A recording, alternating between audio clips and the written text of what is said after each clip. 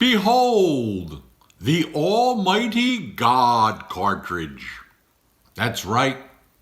It'll take on anything from a dinosaur to a bear to a Bambi. Legendary. And I mean legendary in its ability to deliver punishment like you have never felt before in the way of recoil. Can mow down forests in a single shot. Sounds pretty cool. But what are we talking about? Well, we're talking about this guy right here. Woo-hoo. That guy right there. What is it? Well, it's fought in wars, killed a lot of buffalo, and came out in the late 1870s, I believe. It's the 4570. Now, everybody says, whoa, that's a wicked mojo jamming cartridge. It does kick pretty good. Not terrible, but it does have some recoil. And you know what? It's a great cartridge. Okay, it really is. Inside 100 yards, it's got a ton of power. Maybe even a little more. Guys are carrying it for bear, protection and stuff like that. I'm sure elephants have been killed with it. But what's the truth? I mean, what can it really do? I mean, how strong is it? I mean, is it a powerhouse like me? Or is it just another cartridge? Well, let's compare. We're going to compare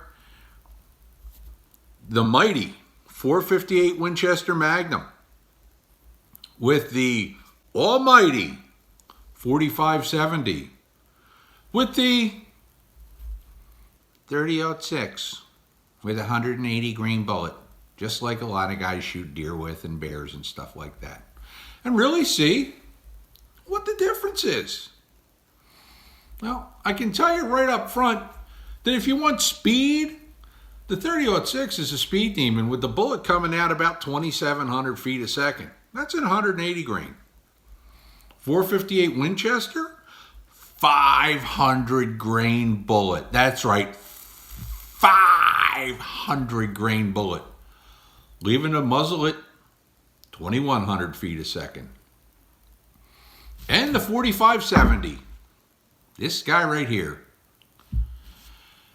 300 grain bullet, leaving the muzzle right around 2,100 feet a second. Already might be in a little trouble here. Okay, muzzle energy. Let's look at that one. .30-06 muzzle energy. That's right, if you're basically sticking your gun up against a bear's head that's charging and pulling the trigger. 2,700 foot-pounds. I mean, that's a lot of foot-pounds, okay? That's really, really good. The .458, here it comes, charging, bear. Gonna shoot it right in the head. It's like 5 feet away. Bang! 5,084 foot-pounds. Close to double what that .30-06 does. Now, when we go to the .4570, it's pretty stout. You're just about at 2,900 foot-pounds, so you've got that .30-06 beat at, point-blank range. Score 1 for the .4570, okay? It's not last. Now, at 100 yards, that .4570 is still hitting with a ton of energy, or a hair more. Let's say 2,050 foot-pounds. That's stout. That's really, really, really good, okay? The .458 Winchester, yeah, you're looking at about 3,900. And the .06, 2,481. So what does all that really mean? I mean, yeah, if I'm going to shoot a rhinoceros charging, I want a .458, okay?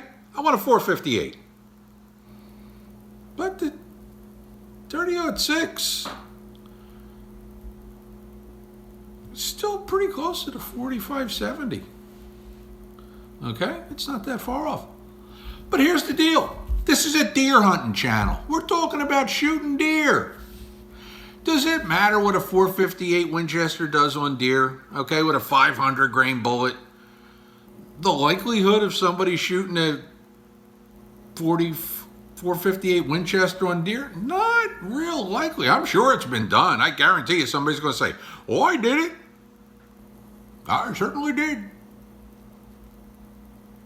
But in truth, it doesn't mean a hill of beans. At 100 yards, he's just as dead as he is with the .458 or the 30-06. I mean, we're still talking about a ton of energy. A ton of energy. So you know what? It might not be the almighty God cartridge, but the 4570 is actually gaining popularity, especially with straight wall cartridges. And it's probably among the top 3 if I had to make a choice. So hey, don't go counting the 4570 short, because it's not half bad, really. Hey, for Real World Whitetail, I'm Steve.